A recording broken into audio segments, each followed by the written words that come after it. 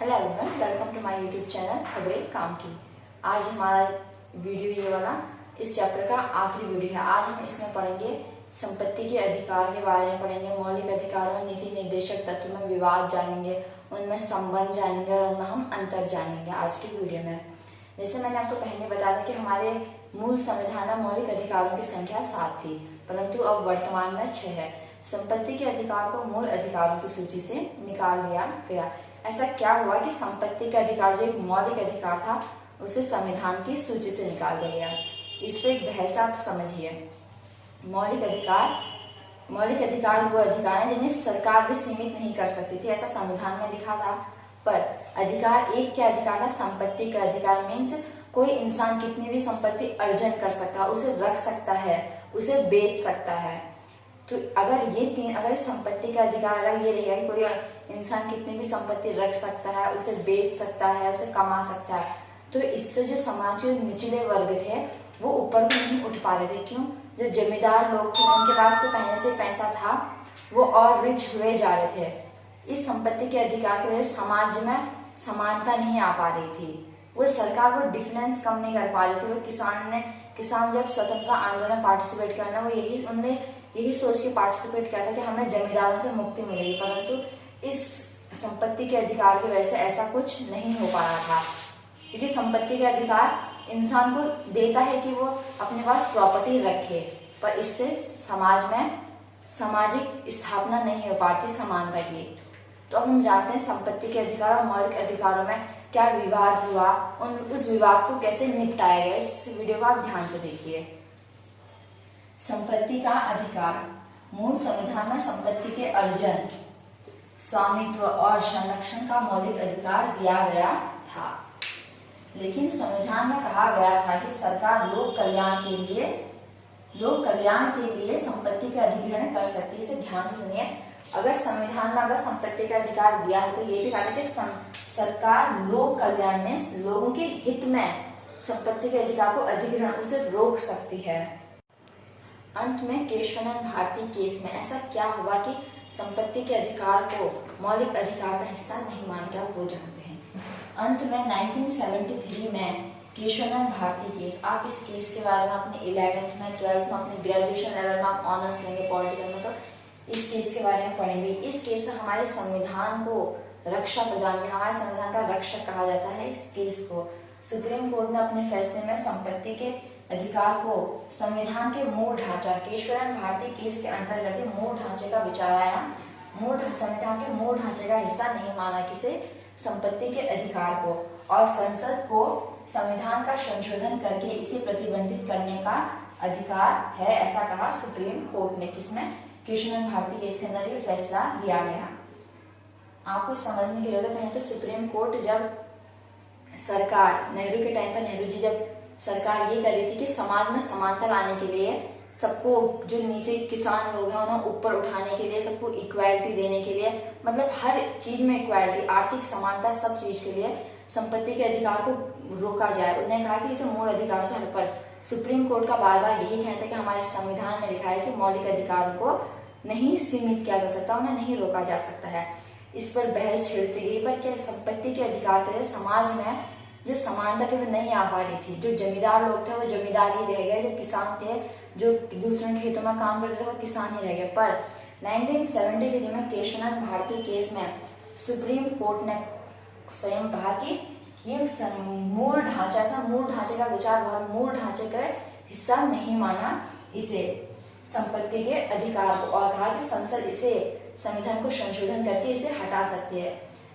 संपत्ति के अधिकार को बहुत मेन है, क्योंकि संपत्ति के अधिकार को जब से रोका गया तब से इससे क्या हुआ कि जमींदारों को एक निश्चित वो दी गई कि आप कितनी प्रॉपर्टी रख सकते हैं। इससे जो नीचे जो लोअर किसान थे उन्हें ऊपर आने का मौका मिला। आप जानते हैं 1978 में जनता पार्टी की सरकार आई। 1978 में जनता पार्टी की सरकार आई ने 44 में संविधान संशोधन के द्वारा संपत्ति के अधिकार को फंडामेंटल राइट्स की सूची से निकाल दिया और इसे संविधान के आर्टिकल अनुच्छेद 300 ब्रैकेट क के अंतर्गत इसे एक सामान्य कानूनी अधिकार बना दिया गया। मेन अब जैसे मैं आपको पहले बता चुकी हूँ, संपत्ति का अधिकार अब एक मौलिक अधिकार न रहकर एक सामान्य कानूनी अधिकार है। अब हम इस पूरी कहानी का संपत्ति के अधिकार पर मैं दोबारा लौट के आना चाहूंगी। संपत्ति के अधिकार वो अधिकार है जिसकी वजह से नीति निर्देशक तत्वों और मौलिक अधिकारों के बीच विवाद छिड़ गया था। नीति निर्देशक तत्व जो थे वो समाज, मैं बता चुकी हूँ, वेलफेयर स्टेट है, लोक कल्याण, वो लोगों के विकास, लोगों के कल्याण से संबंधित थे कि उन्हें लोगों के सड़कें बनानी है, ये करना है, वो करना है, सब लोगों के विकास है। पर मौलिक अधिकार जो हमारे पास 7 थे उनमें किसी तरह का संशोधन नहीं किया जाता। संविधान में मेन रूप से लिखा गया था। इस पे बहस छिड़ती गई कि अगर हमें समाज में इक्वालिटी लानी है तो ये करना वो करना है, तो मीन्स अगर सबको बराबरी बना तो संपत्ति के अधिकार को रोकना बहुत जरूरी हो जाता है। पर सुप्रीम कोर्ट बार बार इस बात को मना करता रहा कि क्या बोलते हैं कि इसे मौलिक अधिकार इसे नहीं रोका था। पर अभी इसमें और आप आने इस केस के बारे में आने वाले चैप्टर्स में पढ़ेंगे, पर टाइम के साथ साथ गोलकनाथ केस के बारे में पढ़ेंगे। सुप्रीम कोर्ट अपनी गोलकनाथ केस में हो गया, सज्जन सिंह बनाम, इन केसों में सुप्रीम कोर्ट ने पहुंचते पहुंचते आखिरी में 1973 में केशवानंद भारती केस आया, जिसमें संविधान ने एक मूल ढांचा शब्द, अब मूल ढांचे के अंदर क्या क्या आता है ये सुप्रीम कोर्ट के जजेस ही जानते हैं। मूल ढांचे का मतलब एक मूल ढांचा जिनमें संसद संशोधन नहीं कर सकती, एक मूल ढांचा दिया जिसमें संसद संशोधन नहीं कर सकती है, परंतु जो मूल ढांचे का हिस्सा नहीं है उसमें संशोधन कर सकते हैं। उस टाइम पर 1973 में सर्वोच्च न्यायालय ने कहा कि जो संपत्ति का अधिकार है ये तो मूल ढांचे का हिस्सा है ही नहीं, तो संसद इसमें संशोधन कर सकती है। इसी सिर्फ संपत्ति के अधिकार की वजह से नीति निर्देशक तत्वों और मौलिक अधिकारों में एक बहस छिड़ गई थी। फिर संपत्ति का अधिकार एक नॉर्मली कानूनी अधिकार बन गया। अब हम जानते हैं नागरिकों के मौलिक कर्तव्यों के बारे में। भारतीय संविधान में अगर हमें मौलिक अधिकार है, अगर हमें संविधान कुछ राइट से देता है तो क्या हमारा कर्तव्य, क्या हमारे कर्तव्य नहीं बनता कि हम भी अपने देश की रक्षा करें, हमारे भी कुछ ड्यूटीज हो, अगर हम किसी चीज को लेते हैं तो देना हमारा फर्ज है। तो हमारे संविधान में टोटल 11 मौलिक कर्तव्य दिए गए हैं।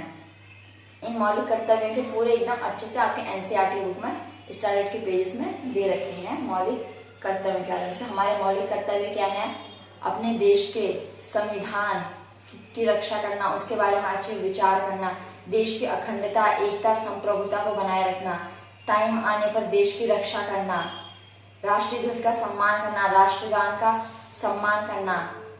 6 से 14 ये अभिभावक और जो गण होते हैं, मीन्स जो लोग बच्चों को अडॉप्ट करते हैं उनके लिए 6 से 14 साल के बच्चों को अनिवार्य एवं निःशुल्क एवं अनिवार्य शिक्षा प्रदान करनी। ये भी एक मौलिक अधिकार है किसी बच्चे का कि वो मौलिक अधिकार तो है, मैं बता चुकी हूँ, पेरेंट्स का ये मौलिक कर्तव्य है।